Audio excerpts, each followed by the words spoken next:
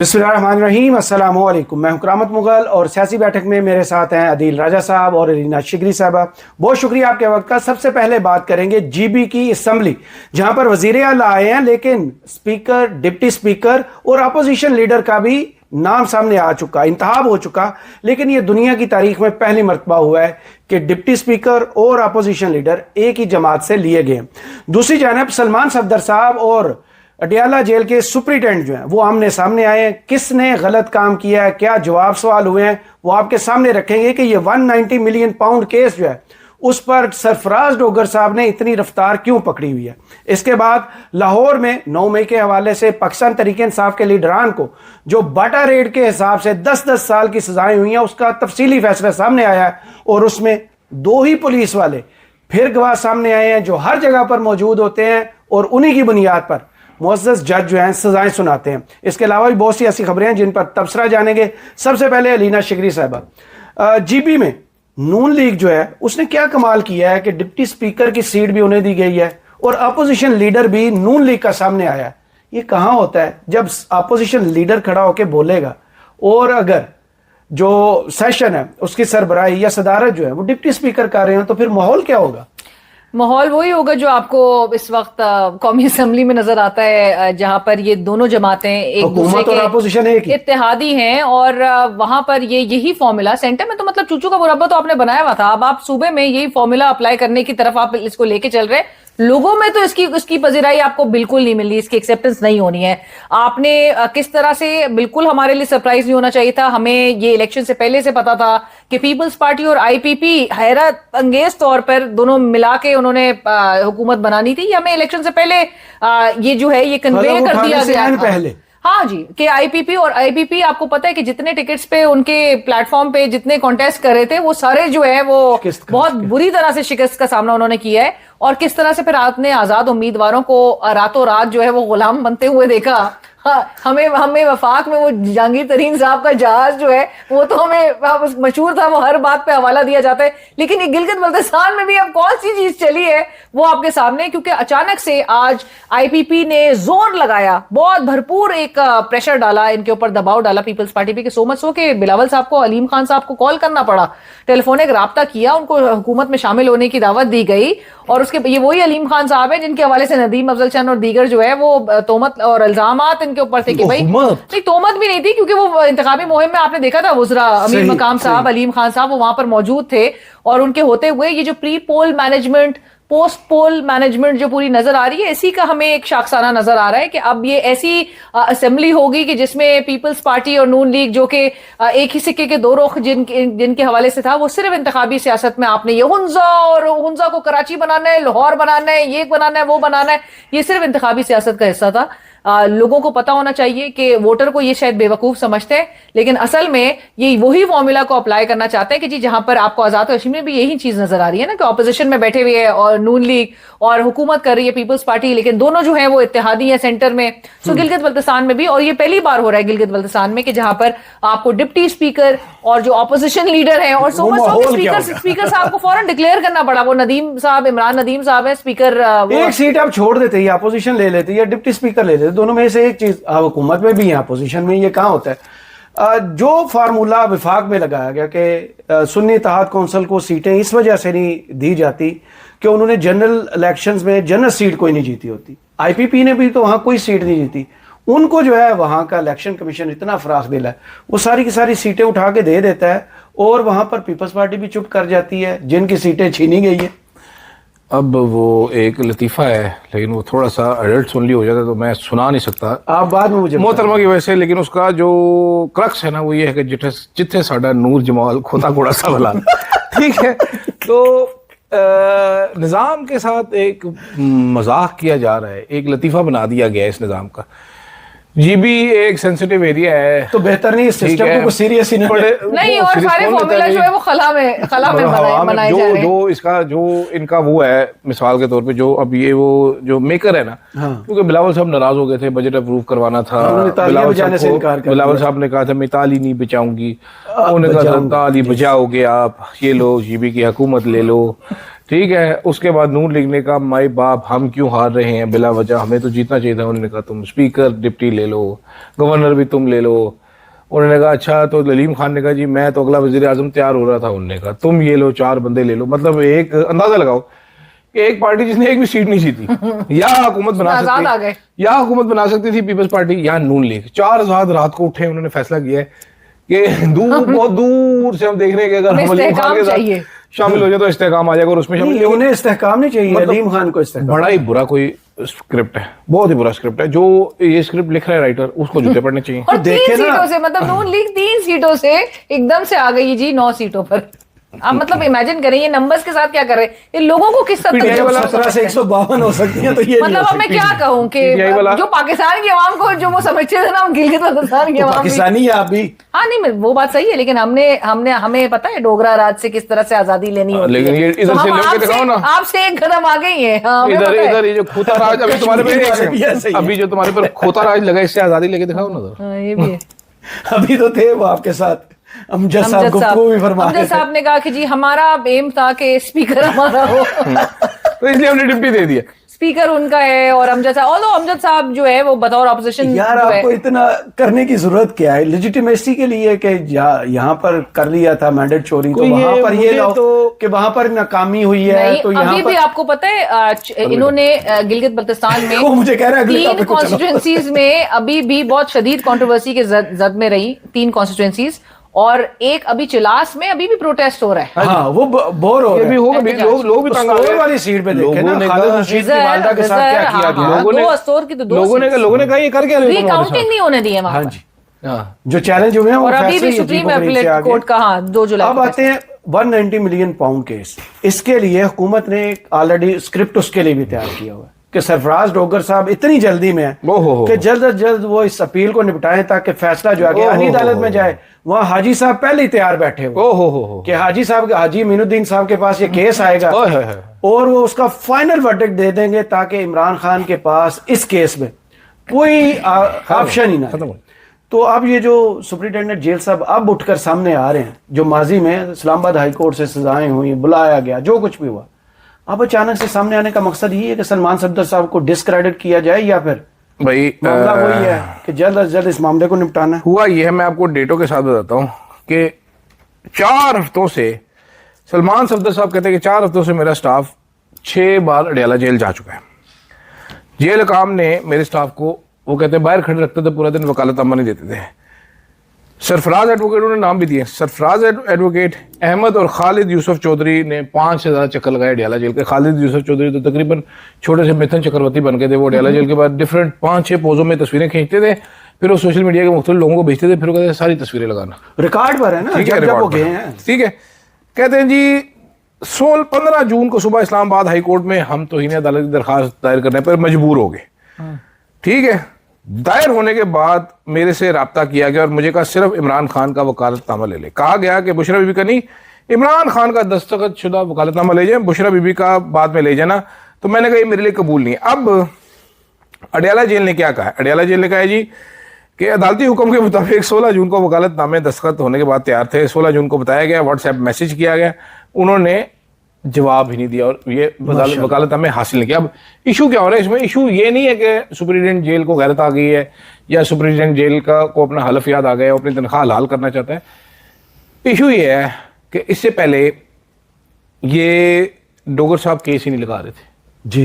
ये बेचारे अपीलें फाइल कर रहे थे, वो केस नहीं लगाना चाह रहे थे डोगर साहब, क्योंकि वजह की केस इतना जाली था कि उड़ जाना था, 2-3 समातों में उड़ जाना था। और वो डोगर साहब अगर ना भी उड़ाते तो वो अपील चली जानी थी सुप्रीम कोर्ट। ये कहाँ होता है कि बरीयत और जमानत का केस अगर आपके पास आया तो आप कहें नहीं पहले मैंने अपील सुनी। भाई ये उस बंदे का हक है ना जिसके साथ नाइंसाफी हुई है, आपने उसको इंसाफ पहले तो आपने 2-3 हफ्ते आप नाइंसाफी के ऊपर एक और नाइंसाफी करना तो आप डोगर साहब अगर ना भी रिजेक्ट करते तो सुप्रीम कोर्ट चला जाता। तो लिहाजा कानून साजी की गई कि नैब की आईनी अदालत नहीं कानून साजी की गई कि नैब की जो अपीलें होंगी वो आईनी अदालत सुनेगी। जी जी। वो रास्ता बंद करने के बाद डोगर साहब को दिन का सुकून रात का चैन इनका चला गया। डोगर साहब ने फरमाया कि चौधरी साहब लाओ, लेकिन अपील सुनूंगा। उन्होंने कहा जी मैं अपील सुनूंगा अलीना शिकरी साहिबा, मैं ये जमानत का केस नहीं सुनूंगा, क्योंकि अगर जमानत का केस सुनना पड़ता तो प्रेसिडेंट था कि बुशरा बीबी को तो जमानत देनी पड़ जाती। उन्होंने कहा मरकजी अपील सुन लेते हैं, 6 महीने वो केस चलाएंगे, 6 महीने बाद फैसला कर लेंगे। होना क्या चाहिए ऐसे टाइम पे, तहरीक इंसाफ की 2000% कोशिश होनी चाहिए। जो अलीमा खान भी इधर भागते फिरते हैं, केस सुनो केस सुनो केस सुनो, अब इनको गायब हो जाना चाहिए, ये केस नहीं चलने देना। और सलमान सफदर साहब को इनकार कर देना चाहिए कि मैं इमरान खान से डिस्कशन के बगैर ये केस नहीं चलाऊंगा, और मिलकर इमरान खान को मशवरा दे देना चाहिए कि सर मुझे आप फारिग कर दें, सैक कर दें, और नया वकील सुप्रीम कोर्ट में डालें, नया वकील लेके आए, लेकिन ये केस नहीं चलना चाहिए। This is what should be ये डन। कौन सा तरीका है कि जिस बंदे के लिए इंसाफ वकील ने ढूंढना है आप उससे मिलना ही ना दें, उससे मुशावरत ही ना करने दें, और दस्तखत वाले मामले पर भी आके आप अब ऐसी वजाहत दें जिससे साफ पता चल जाए कि नीयत की खराबी कहाँ पे है।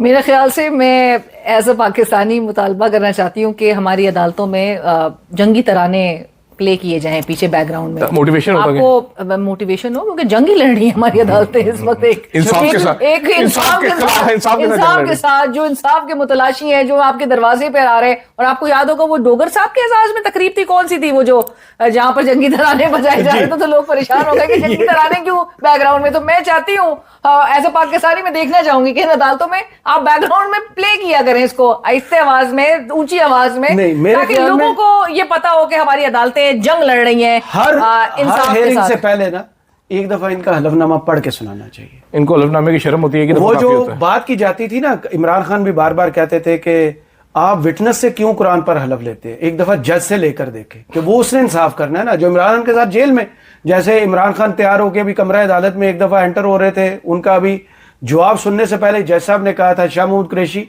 मिस्टर इमरान खान, मैं आपको इतनी देर सजा देता हूँ। जब ऐसा आप इंसाफ दे रहे हैं और 26वीं तरमीम के बाद, और फिर उस तरह के एक लाहौर से जज लाकर 15 नंबर का पहले नंबर पर बिठा दे, तो आपको सिस्टम पहले से नजर आ रहा है। डोगर साहब को एक खास केस में इंटरेस्ट था। कौन से? मोटरवे पे स्पीड लिमिट कम। हाँ जी, डोगर साहब ने हर हफ्ते जाना था लाहौर, तो पट के रखो, नवे स्पीड पे जाना पड़ता था, उनको बड़ा दुख हो रहा था क्यों जाना। यहाँ पर केस लगाया हुआ था कि सारे जुर्माने में वापस कराऊंगा दोबारा से। ये हमारे जज तो एक गाड़ियां नहीं मिली है, तो देखिए हमारे मुल्क में वैसे क्या ही बालम है कि नेशनल एक डायलॉग कराने के लिए आपको पता है पुलिस इकट्ठी हो जाती है। वो नेशनल डायलॉग करवाना इतना मुश्किल हो गया, शायद खाका अब्बासी और ये तहरीक तहफ़्फ़ुज़ पाकिस्तान वाले तो आप शायद अटेम्प्ट भी नहीं करते इस तरह से। सिर्फ नेशनल डायलॉग कमेटी कॉन्फ्रेंस कर सक रही है, लेकिन इसके अलावा डिबेट कोई भी नहीं।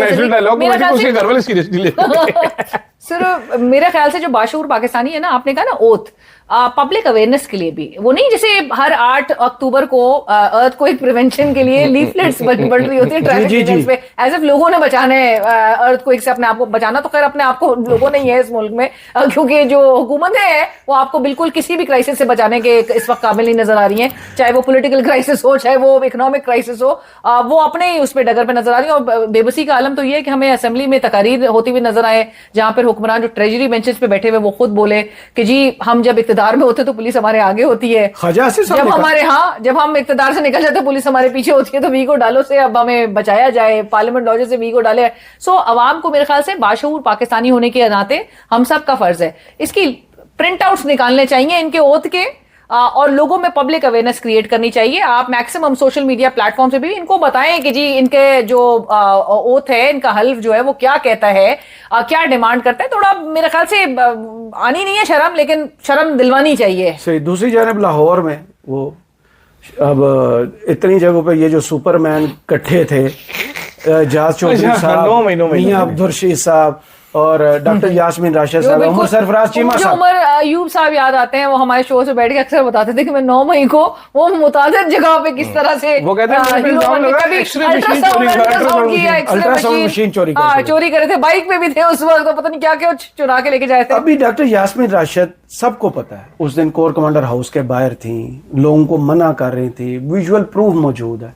तो फिर ये 2 पुलिस वाले कहाँ पे थे यार? ये 2 पुलिस हर फैसले में वही 2 पुलिस वाले। मुझे इसमें सबसे बड़ी गवाही जो है ना, वो अब उस दिन अली बिन गंडापुर साहब की आ गई। अच्छा। जो अली बिन गंडापुर साहब कहते हैं जी कि मेरे ऊपर इमरान खान से भी ज्यादा केसेस अब हो चुके हैं और मेरे पे आधे घंटे के अंदर 9 जिलों में मुकदमे हुए हैं। उन्होंने तो जेल भुगती ना। जी सुने मैं आपको पूरा वाक्य सुनाता। तो वो कहते हैं कि जी एक सिक्योरिटी की मीटिंग हो रही थी बड़ी सीरियस, जिसमें फील्ड मार्शल साहब भी बैठे हुए थे। तो वहां पर मैंने कहा कि अगर मैं हेलीकॉप्टर लेके और रॉकेट की स्पीड से उड़ के भी पहुंचू ना जुर्म करने के लिए, तो मैं कर नहीं सकता। तो कहते ये सुन के फील्ड मार्शल का भी हासा निकल गया।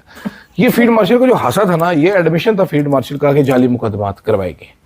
ठीक है, ये इन्हीं के महकमे ने करवाए हुए हैं जाली मुकदमात, और ये मतलब अभी तो लतीफा ही बन गया ना। और इस केस में, पर्टिकुलर केस में, पुलिस वालों ने झूठी गवाही दी, अपनी पहली गवाही और अपनी दूसरी गवाही वो आपस में नहीं रहा। शाहमूद कुरैशी को भी उन्होंने देख लिया। अच्छा, और वो जज जितना कोई सुन बैठा हुआ है वो देखे ठका ठक ठका ठक, वो रखा हुआ 10 साल वाले, ये 10 साल, ये 70 साल सजा हो चुकी है डॉक्टर यास्मीन राशिद को। उनकी जितनी उम्र है उतनी उनको सजा भी हो चुकी है। मतलब मिसाल के तौर पे कि उनको पॉसिबल ही नहीं है कि उनको 70 साल जेल में रख सके। वैसे मैं सोचती हूँ कि कमाली एक वो डिटर्मिनेशन कह लीजिए, लॉयल्टी कह लीजिए, क्या कोई सबक सिखाया है उस तमाम क़यादत के उन तमाम लोगों को कि जो पहले ही थे, मतलब first once to get off the boat, फौरन छोड़ के प्रेस कॉन्फ्रेंस अंडर कोअर्जन या अंडर प्रेशर कह लीजिए, फौरन प्रेस कॉन्फ्रेंस में लाताल्लुकी का इजहार कर दिया। मतलब ये 4-5 लोग हैं। लेट्स नॉट फॉरगेट उमर सीमा साहब, उनको मेंशन कोई नहीं करता, लेकिन क्या कमाल के मतलब एक लॉयल्टी दिखाई है इमरान खान के साथ, इस कॉज के साथ, और डटे हुए हैं। मतलब जितना वो मुसलसल अब हर गुजरते दिन के साथ वो एक बार ऐसा हाई सेट हो गया कि ये बहुत एम्बैरेसिंग है भाई। आप इनकम्बेंट्स, ये जो सारे हुकूमत में इस वक्त हैं। आप ये देखें कि हुकूमत, एस्टेब्लिशमेंट, पुलिस, सब सब इदारों ने टिल लगा लिए, इनको हिला नहीं सके जगह से। पहली इंटरेस्टिंग चीज। दूसरी इंटरेस्टिंग चीज, 9 मई एक टेक्स्ट बुक केस आपने बना छोड़ा है कि किस तरीके से ये चवल हरकतें नहीं करनी। अगर आपने कोई केस, आपने 9 मई को लतीफा बना दिया एक। सही। आज बैरिस्टर गौर ने भी कहा 9 मई की धूल बैठने दे और उसके बाद बैठ के फैसला कर लें कि आगे चलना कैसे। 9 मई को भूला जाए, क्योंकि उस दिन आपको याद है एक ब्रीफिंग में जनाब हमारे दोस्त हसन अयूब साहब भी बड़ा जोर लगा रहे थे 9 मई 9 मई 9 मई। नहीं, बहुत कोशिशें हैं कि भूलने ना दिया जाए, लेकिन 9 मई से निकल क्या रहा है? मतलब क्या कुछ आपने निकाल लिया 9 मई से? 9 मई को बयानिया मिलता है, नहीं बना पाए। मतलब आप उस तरह से तो कैश ही नहीं कर पाए ना। 9 मई का आप नैरेटिव बनाना चाह रहे थे, वो कैपिटल हिल से पूरा मवाजना कर करके आपने एक बयानिया बनाने की कोशिश की, लेकिन उसके बाद अल्टीमेटली निकला क्या? मजाक बन के रह गया लोगों में। आपको उसके बावजूद आपको बयानिया बनाना था ना, सारी कंड्यूसिव माहौल के बावजूद आपको मिलिट्री एस्टैब्लिशमेंट की पूरी सपोर्ट आपके पीछे से अगर उनको हटा दिया जाए तो आपके पास कुछ भी नहीं है। आपका तो वही वाला है जो फैसल वावड़ा साहब कह रहे हैं, वो मजाक में लोग हंस रहे हैं, लेकिन बात बिल्कुल ठीक कह रहे हैं कि आप ही मैदान में, और आप भी सबसे आखिर में, अकेले दौड़ने में। इसको छोड़ देना, मैं एक सवाल, उसके बाद वीडियो मुझे क्लोज करना। अरे डर जाता है मेरे से। डरता नहीं हूं मैं लगा भी दूंगा। शिजा फातिमा साहबा ने कमाल कर दिया। आपकी प्रॉपर्टी पर अब हक है हुकूमत का। वो जहां चाहेंगे खंबा ठोकेंगे, जहां चाहेंगे तार बिछाएंगे। अगर आपने पूछना की जैसे हमारे साथ कर लेते हैं, वहां की तो 5 करोड़ देना। हाँ, 5 करोड़ नहीं, उन्होंने एक अच्छा, ये वैसे मैं आपको 2-3 चीजें और बताता हूँ। शिजा, ये मैं इल्जाम लगा रहा हूँ शिजा फातिमा साहिबा पे, सुनने जरा। शिजा फातिमा साहिबा के जो हस्बैंड है ना, वो करीम में काम करते थे।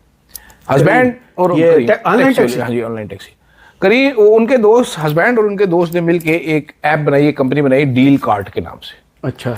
ये कराची में मेनली ग्रोसरी ऐप थी। मैं आपको बड़े वसूख किससे कह सकता हूँ कि मिनिस्टर होते हुए ख्वाजा फातिमा ने एक चैनल के मालिक को रब्ता किया, अप्रोच करवाया कि ये ऐप तुम खरीद लो मेरे हस्बैंड की। मैं आपको बड़े वसूख से कह रहा हूँ, ये ख्वाजा फातिमा साहिबा, मैं आपको बड़े वसूख से कह रहा हूँ कि सहाफ़ियों को ये कहते रही कि जी मेरी जो मिनिस्ट्री का सारा पैसा जो है वो तो आपको पता ही है कौन ले जाते हैं, मेरे पास तो है नहीं। मैं आपको ये वसूख से कह रहा हूँ। मैं आपको ये भी बता रहा हूँ कि शिजा फातिमा के हस्बैंड का गैर मामूली इंटरेस्ट है आईटी में और टेलकोज में। मैं आपको ये भी बता रहा हूँ कि शिजा फातिमा साहिबा जो हैं वो एक शख्स है जिसका नाम है आमिर इब्राहिम। उनके साथ इनकी दोस्ती है, वो इनके तकरीबन एडवाइज़र हैं। 6 से 7 जो फंक्शन है उसमें आमिर इब्राहिम के साथ साथ मौजूद थी। आमिर इब्राहिम साहब जायज़ के CEO हैं। इन्होंने जिस दिन वो तो पीटीवी के जो नहीं पीटीवी भी रहे हैं, नहीं, ये आमिर इब्राहिम दूसरे जायज़ के CEO। ये वो शख्स है जिन्होंने ट्वीट डाला एक इस कानून की, इस काले कानून की हिमायत में, जहां से ये पकड़े गए, क्योंकि नजम सेठी साहब जो है उनका इल्जाम है कि शिजा फातिमा एक सिफारशी हैं, इन्होंने पैसे खाए हैं और टेलीकॉम कंपनीज ने पैसे लगाए हैं, जिसकी वजह से कानून। अब कानून है क्या? नहीं, वो उस पे इतने जबरदस्त ट्वीट्स आपके दोस्त रऊफ खलासा साहब ने किए हुए हैं, वो तो पढ़े। स्टोरी उन्होंने पकड़ी थी ना, उन्होंने ये स्टोरी।